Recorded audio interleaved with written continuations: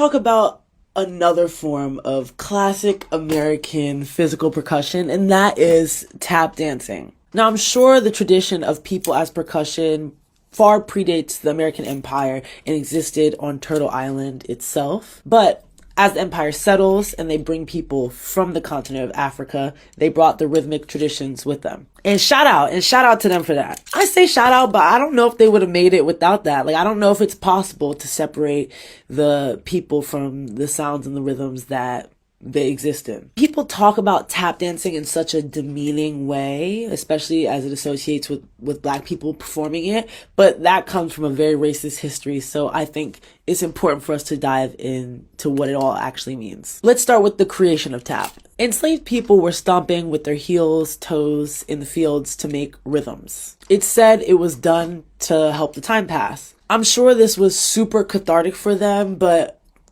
the white overseers could only see it as their own personal entertainment. So they started to utilize these black people who would do these dances at their parties to show their friends and their family, to entertain them, to make sure that they could have a good laugh and a nice centerpiece to look at while they were talking about, I'm sure, the bullshit that they were doing. Just post-emancipation, that's the late 19th century, we get into vaudeville. The vaudeville era of tap is when we see a lot of Irish use of tap dancing, and we get a real industry when it comes to this dancing. White people wanted to use these dances and show these dances, but they wouldn't actually allow black people on stage with them, so they would do blackface dances, imitating what they were seeing people do in plantation. And like I said, a lot of the people who were doing these dances were Irish people who were trying to work their way up in some sort of like socioeconomic ladder through the entertainment industry. They would do buck and wing tap dancing. This meant that they were incorporating some Irish dancing with